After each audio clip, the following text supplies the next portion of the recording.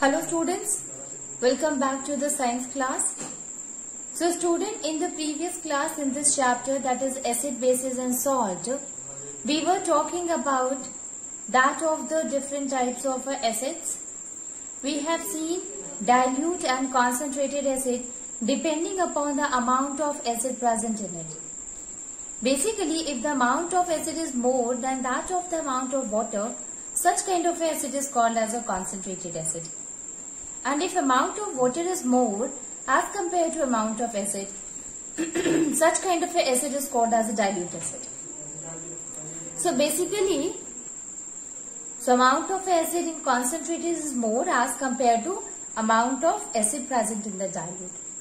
Now here, if we want to make a concentrated acid solution into a dilute one, how can we convert it? We can convert it by adding water. But while adding, we should be very careful. There is a way to make a concentrated acid into dilute. And for that, we never add water in acid, but we always add acid in water. Why? Because the reaction between acid and the water is very exothermic reaction, and due to which it produces a lot of heat energy. Production of the heat energy, what will happen if suppose you are adding the water, if you are adding water in that of the acid, absolutely, then exothermic reaction will occur and this releases this much energy that it will splash out and cause harm to the person. As well as this reaction is highly exothermic, so it can burst the acid in which it was kept due to this reaction. So instead of adding water into the acid, we add acid into the water with a constant stirring. So here also exothermic process will occur.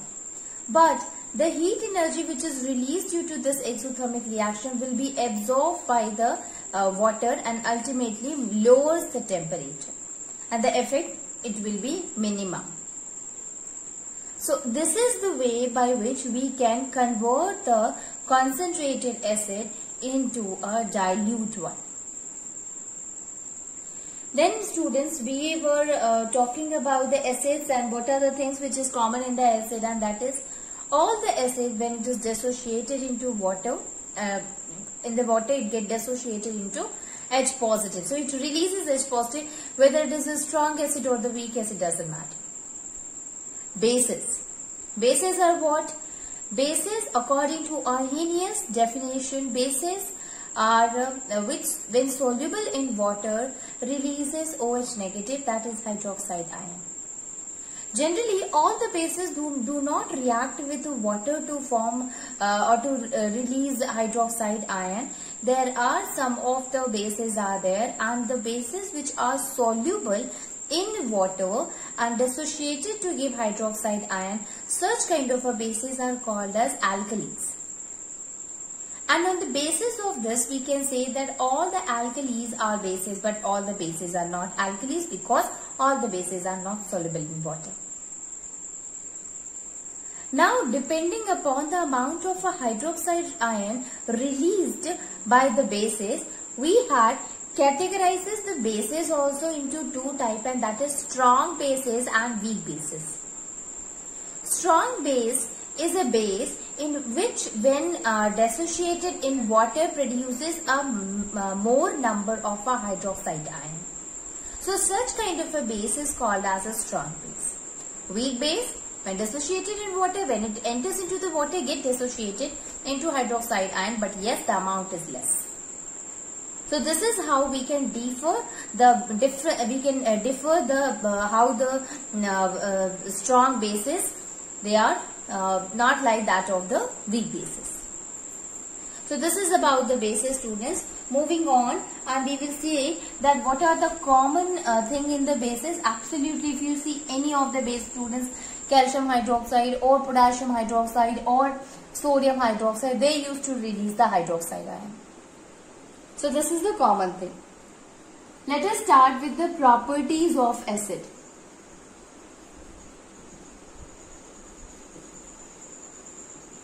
Properties of acid. The first property of acid is very common one, that it is sour in taste. So acid have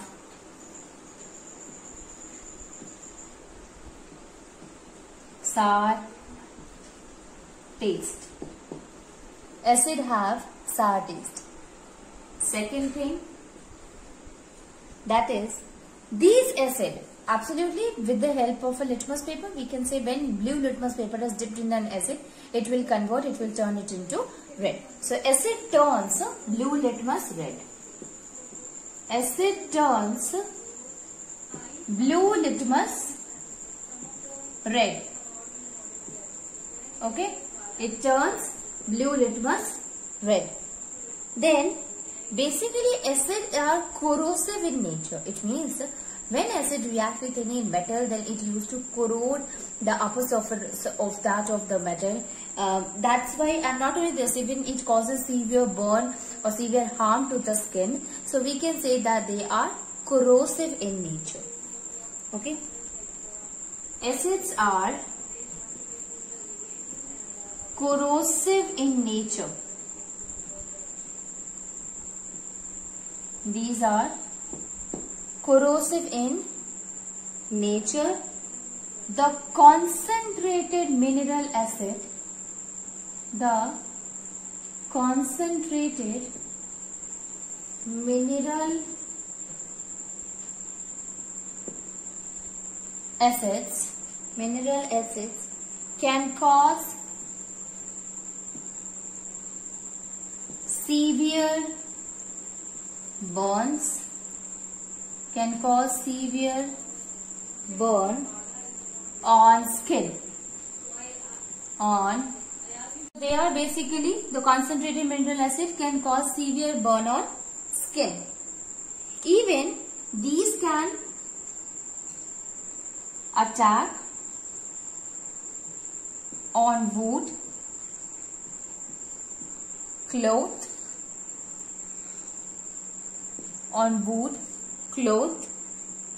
stones, etc.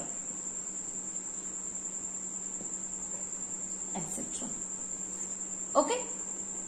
So they are generally corrosive in nature, and this corrosiveness we can see not even on our skin but on the cloth also, on stone also, even on the wooden clothes. Looking to the different property of the acid, student, basically acid act as an electrolyte. Why they are acting as an electrolyte? We know that electrolyte are what? They are the ions which is present, actually electrolyte is the we use in the process of electrolysis that provide or that help in the process of a conduction of the electricity can take place easily. Here also acid act as a electrolyte, since the ions produced will help in the movement of the electricity to flow through it. So acids are electrolyte. They ionizes in water. Acids are electrolyte. They ionizes in water. It means they get converted into ions when dissolved in water. Then these acids in aqueous medium conduct electricity. In aqueous medium conduct electricity. Okay, in aqueous medium it conduct electricity. So acids, they are electrolyte and they help in conduction of the electricity, especially when it is in aqueous solution, students. Now you see here, that is when we are talking about this, now see, it is said that in aqueous medium it helps in conducting electricity. Now let us take an example. So suppose if you are performing an experiment and in which we have taken a beaker and this beaker is empty right now.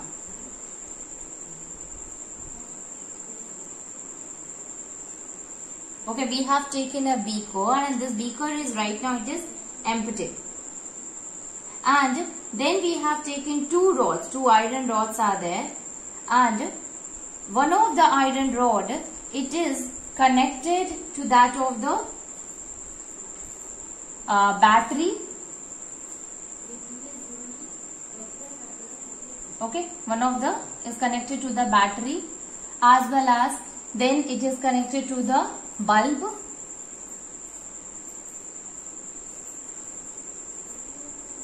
and finally the another one is there which is connected to the switch. And then, so instead of using the switch, suppose this is directly connected to the bulb.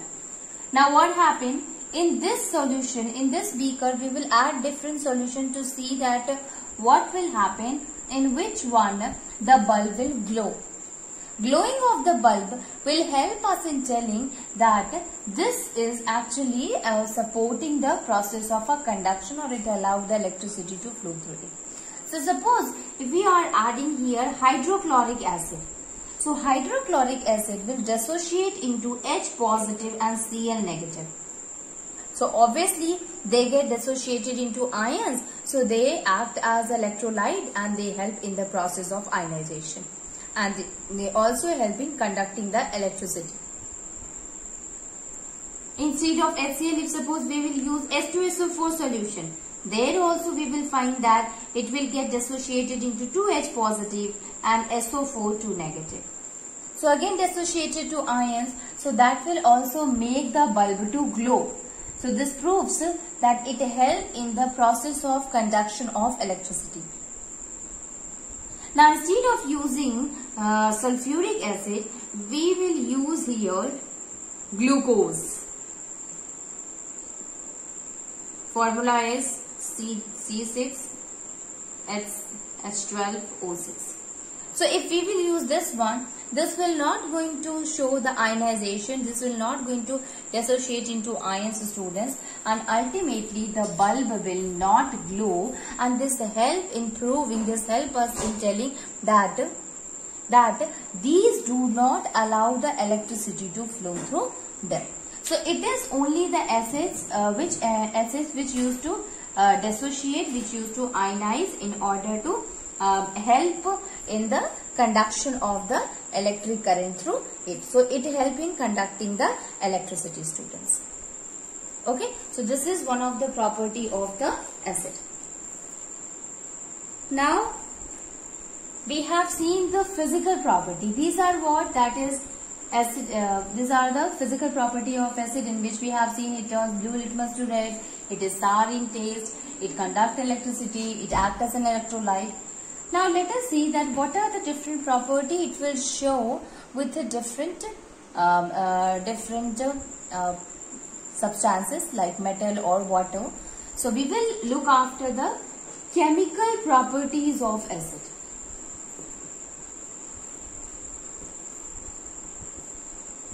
Chemical properties of acids. Okay, chemical properties of acids. So, chemical properties of acids. Now, let us see that how acid will show the reaction with different substances. So, the first reaction is reaction with metal. Reaction with metals. Now, let us see that what will happen when acid react with metal. So, a general reaction is that some of the metals which are very reactive, when they react with acid, then they form salt plus hydrogen gases evolved. So, the common reaction will be acid plus metal. Acid plus metal, this will give salt plus hydrogen gas. Salt plus hydrogen gas. So when acid react with the metal, there is a formation of a salt plus hydrogen gas. Like suppose if zinc is there, so zinc is a solid, it will react with the, zinc is a metal, it will react with the acid. So suppose here it is reacting with the aqueous sulfuric acid represented by H2SO4. This will help us in forming the ZnSO4, which is again an aqueous solution, plus H2 hydrogen gas is liberated, hydrogen gas is released. This is sulfuric acid and this is zinc sulfate. So as you can see here that there is a formation of a salt after reaction of the metal with that of the acid, and a hydrogen gas is released here, students. We can see the other examples, like if we will take an example of aluminium. So aluminium, it will react with hydrochloric acid. Okay, aqueous form of hydrochloric acid. So reaction with the aluminium is in the solid state. There is a formation of aluminium chloride, which is represented by AlCl3, and again hydrogen gas is liberated. Now we have to balance it also, since that is 2 and here it is only 1 and then it is 3. So we will write here, it will be 2 HCl and this will be 2. Now 3 into 2 will be 6 HCl and H2 is 3. So this will be equals to 2Al. Here it will be 6 HCl and this will be 3 H2. Now it is balanced. Okay. So this aluminium metal reacts with the acid, formation of a salt and hydrogen gas is there. Their reaction is, this is what? This is the acid and metal reaction with it will give the salt and a gas is released, that is hydrogen gas, students. Another example let me take here, that is with magnesium and sulfuric acid. Magnesium and sulfuric acid. Magnesium represented by Mg, we will take magnesium ribbon and react it with the aqueous solution of sulfuric acid.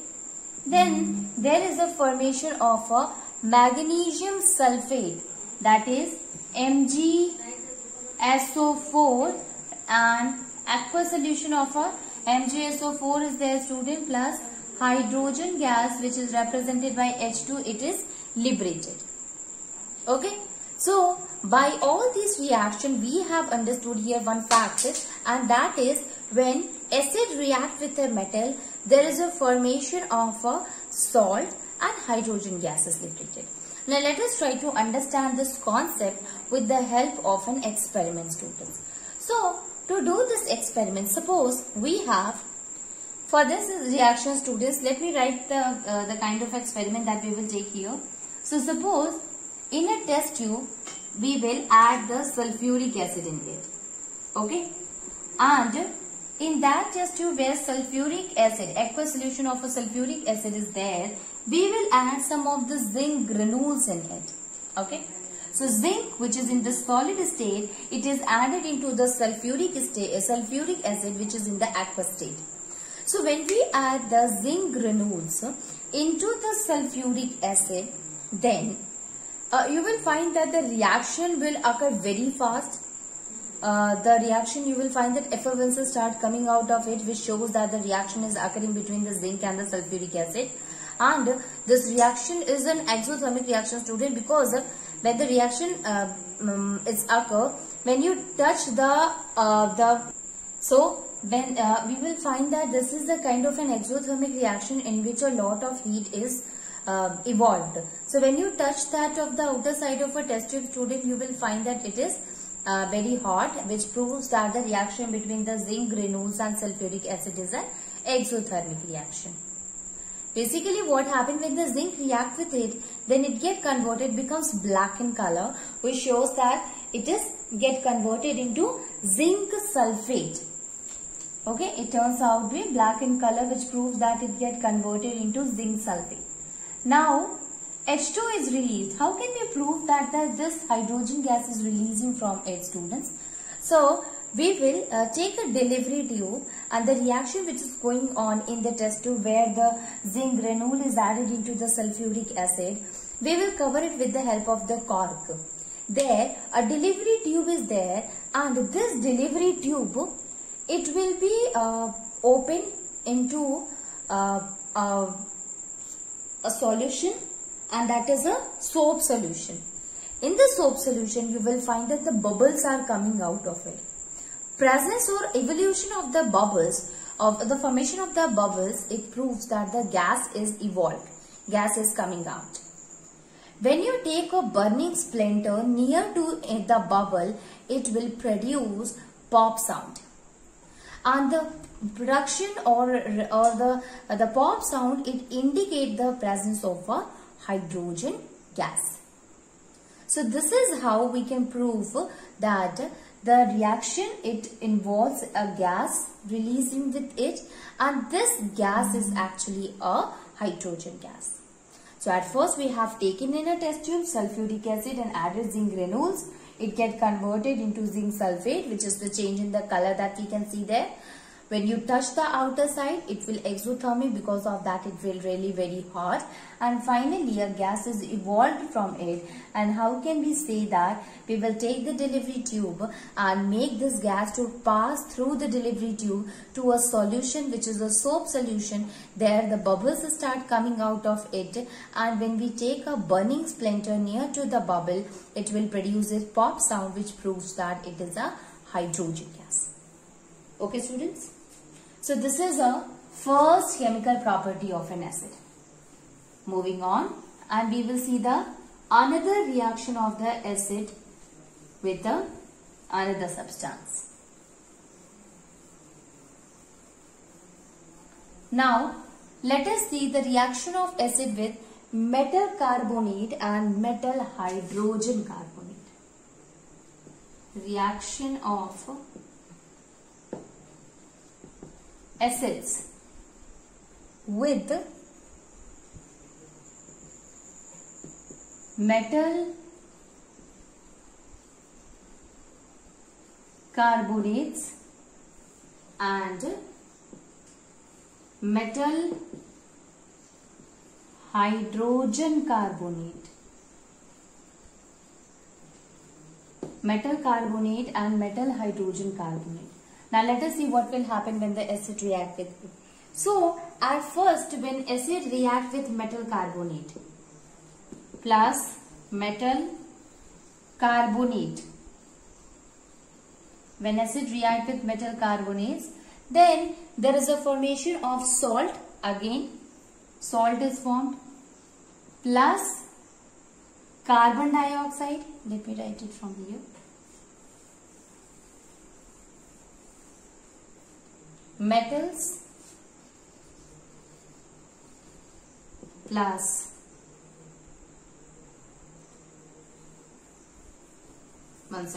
acids plus metal carbonate, that will gives salt plus carbon dioxide is also released, as well as water represented by H2O. So this is the first reaction in which acid, when react with the metal, then formation of a, so when the acid, it react with the metal carbonate, formation of a salt, carbon dioxide and water occur. Second one, what happened when the acids react with metal hydrogen carbonate? No difference, students, you will find. That is the same. That is salt plus carbon dioxide plus water. There also the same thing, that is salt is formed, carbon dioxide is released and water is formed there. Let us see some of the examples. So, a reaction with dilute hydrochloric acid. Now let me rub this. Reaction with dilute hydrochloric acid. Let us see what will happen when the metal carbonate and metal hydrogen carbonate react with it. So, reaction with dilute hydrochloric acid. Dilute hydrochloric acids. Okay. So here when HCl react with metal carbonate, we will take an example of a sodium carbonate. Formula of a sodium carbonate is Na2CO3. When the reaction occurs between hydrochloric acid and sodium carbonate, then formation of a NaCl, which is a salt, plus CO2 plus H2O is formed. Sodium chloride, which is in the aqueous solution, sodium chloride, sodium carbonate,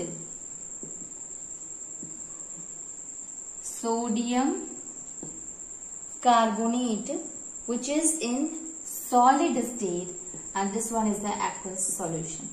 Let us balance this one.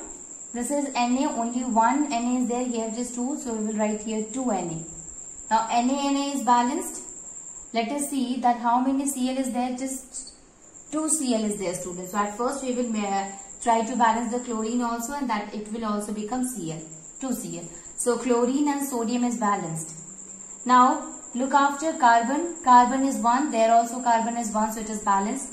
Oxygen, student, it is 3, there is 2 plus 3, and hydrogen, here it is 2, there also it is 2. So now it is balanced. Okay. Now, so you can see here that when hydrochloric acid react with the sodium carbonate, salt is formed, carbon dioxide is released, and water is released. See the other example. Here, instead of using sodium carbonate, we will use sodium hydrogen carbonate, and formula is NaHCO3. NaHCO3. There it is an solid form. This is an aqueous solution, and there is a formation of a NaCl again plus CO2 plus H2O. Now let us see the number of a hydrogen and number of the other. Same thing, students. This is aqueous one. Na and Na is balanced. Chlorine and chlorine is balanced. But hydrogen, it is 2 here. One carbon is there, and oxygen. So it is a balanced reaction. Okay, this one is balanced. So here you will find this is sodium hydrogen carbonate. So either you are make the metal to react with make the acid to react with the metal carbonate or metal hydrogen carbonate. In both the cases there is a formation of a salt and carbon dioxide gas is released. What will happen when we see this reaction with the dilute sulfuric acid? So there dilute sulfuric, like we will take an example of a sulfuric acid with sodium carbonate. There also the same thing happens, students. Salt, carbon dioxide and water is released. So H2SO4 react with Na2CO3 and formation of a Na2SO4 plus CO2 plus H2. This is what it is in aqueous form. This is in the form of a solid and it is in the form of a aqueous again. Now H2, H is balanced, Na2 is balanced, sulfur is balanced, oxygen O4 here, 4, 5, 6, 7, 3, 4, 5, 6 and 7. Oxygen is also balanced and carbon is also balanced. So everything is balanced here, students. Okay. So when we react, we make the acid to react with the sodium carbonate. It will give salt, and this is called as sodium sulfate. This is sodium sulfate. So salt plus carbon dioxide and water is released. Okay.